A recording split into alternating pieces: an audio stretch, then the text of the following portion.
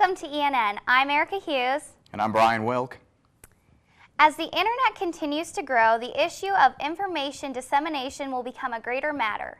A panel discussion on the WikiLeaks controversy took place Wednesday evening to call attention to a situation which will become a precedent about the release of information.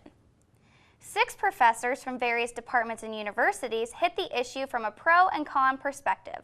Among the issues discussed were the public's right to know, constitutional freedom of the press, and the government's right to secrecy. After the casual discussion, the audience was encouraged to question the panel about their concerns.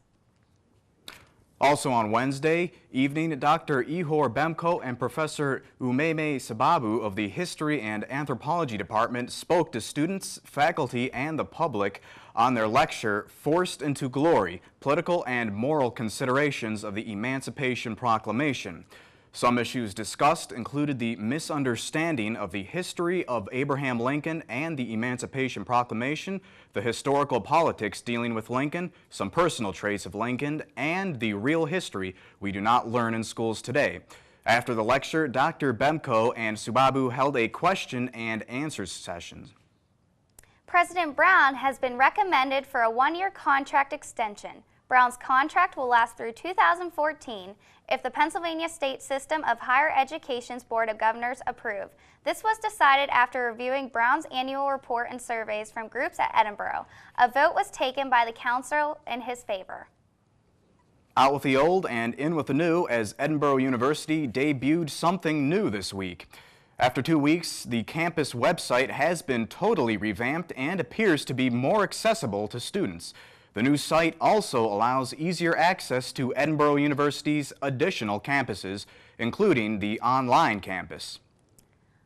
Unless and Until, the project created by artist Julie Putkin, is currently visiting Edinboro University. The exhibit features a collaboration of 4 artists, including animator Matt Gilbert and musician James Carlson. The project started as watercolor paintings and grew to an animation musical that tells the story of 2 creatures who are attempting to remember the details of their journeys. On another level, the project is a celebration of the act of creation and the experience of revelation. The project can be seen in the Bruce Gallery on the ground floor of Doucette Hall until February 24th. As spring rush continues for the semester, sororities and fraternities are holding events on campus for students to meet members and get the feel for each group. Theta Chi, a fraternity on campus, hosted a game night on Wednesday in the Pogue Student Center game room for potential brothers to get to know each other in a relaxed atmosphere. The group has also gone bowling and hosted a Super Bowl party. Theta Chi says that there has been a fair amount of interest for the spring semester, considering students usually get involved during the fall rush. For more information on the sororities and fraternities offered at Edinboro, type Greek life into the search bar on Edinboro's webpage. Tonight we're just hanging out in the game room and we're just playing games. We're trying to meet new people. Mainly get them interested in Greek life and our fraternity. So we're hanging out in the game room in the hopes of meeting people and being seen on campus. Super Bowl 45 may be over, but it's still managing to generate a lot of buzz. Super Bowl commercials made their debut during Sunday's game and are still being talked about. We asked several students what they thought. Speaking of the Super Bowl, you may have heard about the Great Commercial Contest running on campus. Over many months, students produced commercials intending to advertise the Edinboro on the Super Bowl. This was the last day of voting, and the final 3 contestants waited with bated breath to see who would emerge victorious, as the winner was declared at halftime. Jesse Stormer, the winner of the contest, is here with us to discuss the outcome. Dave Byknish is with them right now. Dave? Hi, I'm here with Jesse Stormer and Ryan Schoenberger, winners of the Edinboro Great Commercial Contest. Guys, you won during halftime of the Super Bowl. Can you tell me how that makes you feel? Oh, I was ecstatic to have that on TV. I mean, that was great to see. That's definitely one to check off the bucket list. I've never thought I'd actually make it on TV during the Super Bowl. So I mean, it was really nice to. And I'm actually a teacher at Meadville Area Middle School, so it was good to see all the students come in the next day and actually say, "Hey, Mr. Schoenberger, I saw you on TV." So it was nice. So Ryan, you were actually in the commercial. I was in the and you came up with the idea for it. Yes, absolutely. Where did that idea come from? I graduated in May, but the previous year, I actually came up with the idea for the commercial. I don't know where it came from. I was just sitting there trying to think of ideas because I wanted to do the contest last year, but I didn't get it in time to actually do the contest last year, and I didn't have the right equipment or anything to do it. So I mean, I just figured, had a year to sit on it really, and then we came up with a pretty good idea and put it together. Yeah, we were sitting over dinner, and he's just like, "Man, that'd be so awesome if we did this. How has no one come up with this?" And I was like, "Let's do it, man. I'll get a camera, I'll get a set, we'll film." And we shot it in like 3 hours. Can you describe the thought process of the debate? Because we're going to play the commercial. You have two gentlemen named Scott battling about the merits of Edinboro University. Mm-hmm. Where did that idea? Where did that come from? I mean, you certainly had rejected ideas. How did that one become the one that stuck? I honestly, I was just thinking about. I was just thinking that last year we had to include so many things about the university and all of its achievements and everything, and I was trying to think of a way that I could kind of put that together in kind of like a quirky way. And the athletic team is the Fighting Scots, so I figured if I had two guys named Scott, I mean, what better way to showcase it and have them debate over the best parts of the best aspects of Edinboro University. So, I mean, that's kind of, I don't know how exactly I put it together, but I mean, it was, I don't know. How long did it take to film? Jesse, you filmed it all and did all the behind-the-scenes stuff. How long did that take? The set that I got, we had a limited time, so we only had 3 to 4 hours tops. So I was kind of like, "Come on, let's go, guys." And I'm working with people who have limited acting experience, and so we have tons of bloopers that are hilarious. It was a great time, really. I'd do it just for fun. Absolutely. It took longer than it should. Is there any chance of us seeing any of those bloopers anywhere? Yeah. Are they on YouTube? I put them on YouTube. All right. Now I got a very important question for you. I was following the contest. I noticed that you guys got a lot of support from the kind of defunct Edinboro blog Your Borough. They really liked your commercial. Okay. Somehow the people, some of your competitors, saw this support and supposedly, allegedly, started fudging the votes, having voting programs go through and put extra votes in. How do you feel about that? Honestly, I can't discredit any of the votes that the other team got. I mean, we were completely neutral with that whole thing. I mean, I heard some stuff about that, and honestly, I think a lot of it was Your Borough posting that, and then people kind of just reacting to how that was portrayed. And I don't know. I feel that we had nothing really to. I think it was just. It was crap, really. If I don't know. I think if they next year, if this is going on, that there's a better way that the voting could go on, that you can't as easily take advantage of it, such as if each person puts in their name and a phone number as opposed to a different IP. Because I can go and do 400 computers on campus and vote, just myself. True, absolutely. So. Okay. Now, Jesse, you mentioned at the time that the winner was announced, you were actually in Phoenix. Mm-hmm. How'd you find out that you won? I got off the plane.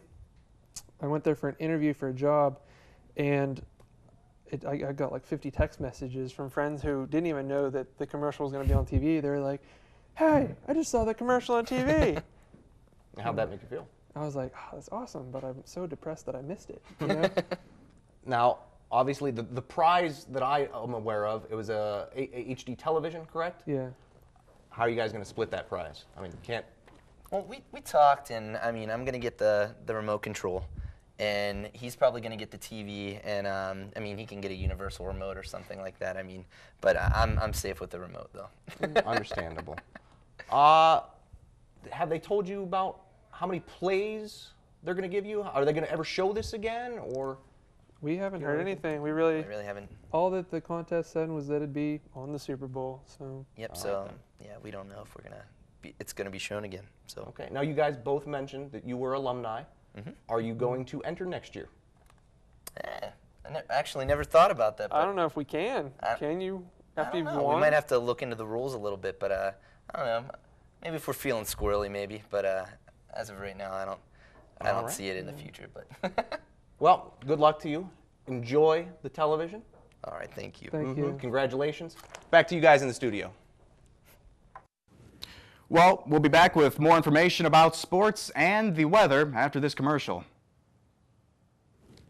Hey, good game. Oh, there we go. Great game, man. Let's go get a win!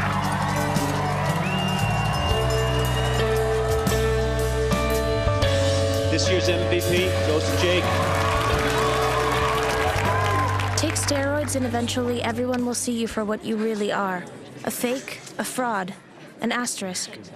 Don't be an asterisk. Oh, those boys are much too much. Those boys are much too much. We got the spirit. We're hot. We can't be stopped. We got the spirit. We're hot. We can't be stopped. We're going to beat them and bust them. Beat them. The smallest moments can have the biggest impact on a child's life. Let's get a little bit rowdy. R-O-W-D-Y. Take time to be a dad today.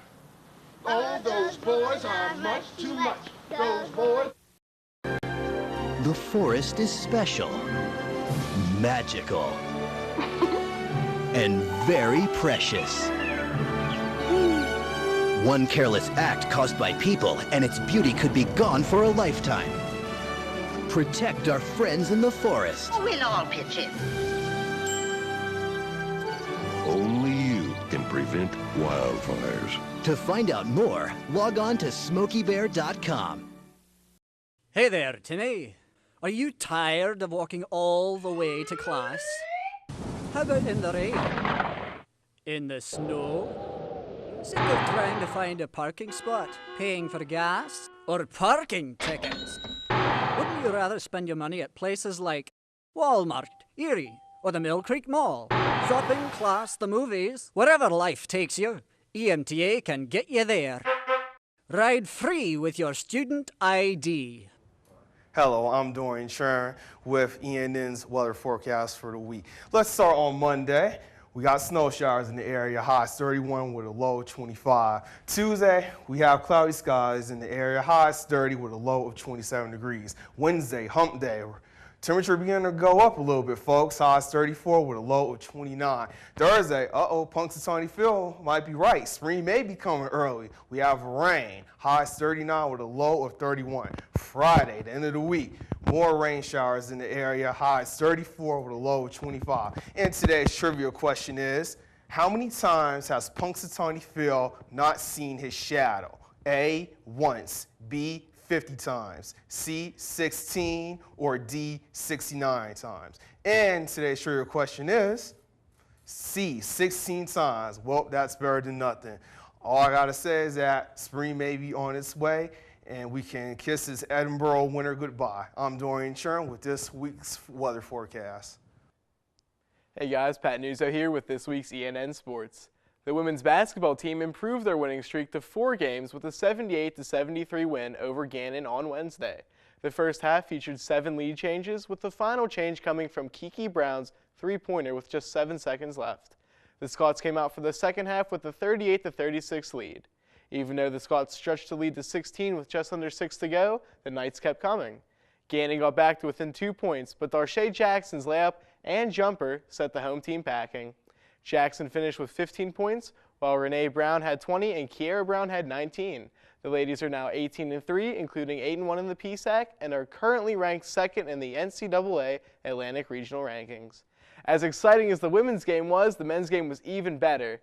Both teams' playoff lives were at stake, and it showed, as neither team held a lead of more than 6 points in the first half. The second half started out 28-28, but Gannon quickly jumped out to a 41-31 lead with just over 16 minutes left. Edinboro then closed the gap to 1 with just under a minute left when sophomore Chris Klimchalk made 2 free throws and a three-pointer in the span of just 11 seconds. After a Brian Terrio tip-in gave the Borough a 67-66 lead, Gannon's Stephen Battle hit a jumper with 10 seconds left, making the score 68-67. That's when Danny Walsh took the inbounds pass all the way home as he sunk a 10-footer with just 1.8 seconds left to give the men a 69-68 victory. Walsh finished with 20 points while Clint Nicholson added 14 and Anthony Lytle added 10. The guys are now 12-11 overall and 4-5 in the PSAC. Both teams will host Clarion on Saturday at Macomb Fieldhouse, with the women getting underway at 1 and the men at 3. The wrestling team fell to North Carolina this past week 29-17. Eric Morrell, Casey Davis, Chris Honeycutt, and Ernest James had the 4 wins for the Scot, but it wasn't enough, as the Tar Heels won 6 of the 10 matches. The Scots are now 8-9-1 overall as they prepare for the annual Edinboro Open on Saturday in the Dome. Admission is only $5 and the wrestling will begin at 9 a.m. Both the men's and women's swimming teams had a big victory over Penn State Berrien last Saturday. Katie Kelly led the women with 3 victories, while Zach Clifford led the men with 3 victories. Tony Romanini was named PSAC Men's Swimming Athlete of the Week after posting 2 PSAC qualifying times and an NCAA qualifying time. The men are now 4-4, while the women improved to 6-4. Next up for our swimmers, the PSAC Championships in Mechanicsburg, PA, this upcoming week. So hopefully we'll see you guys out there Saturday for some basketball, men's and women's, and over in the Dome for the Edinboro Open. For ENN Sports, I'm Pat Nuzzo. All right, and we're back with Dorean Churn and Pat Nuzzo. So, Dorean, how do you feel about not seeing the shadow? On Punxsutawney, I feel great because early spring, guys, I'm sick of winter. It's cold out, all the snow. I'm tired of walking into my dorm with wet feet. I'm happy spring will be coming soon, hopefully. Hopefully March doesn't come in like a lion and leave out a lamb. Don't want that. Exactly. So how about the basketball team, both men and women? Yeah, doing pretty good. Well. Swept Gannon this year. It's pretty good. Both, real good games. Like I said, coming up Saturday, both the men and women, and we have the Edinboro Open in the Dome. 15 to 20 teams wrestling at once, 7 mats. So it should be a pretty big day. All right. Well, that sounds good. That's about all we have for you. I'm Erica Hughes. I'm Brian Wilk. And good night. Oh, shit, I said good night.